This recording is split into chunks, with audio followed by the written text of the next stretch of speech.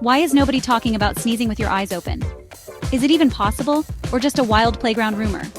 Let's find out. Okay, first up, your body is basically a sneeze ninja. As soon as you feel that tickle, your eyes slam shut before you can say achoo. It's a reflex, your body's way of protecting your eyes from flying snot, and maybe a little splash zone.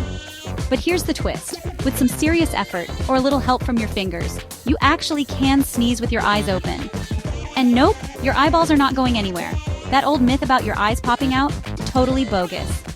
It's all because the nerves for sneezing and blinking hang out super close in your brain, so they usually work together. So next time you sneeze, don't worry about your eyes. Just say bless you and maybe give whoever's near you a heads up. Hit like for more weird body facts.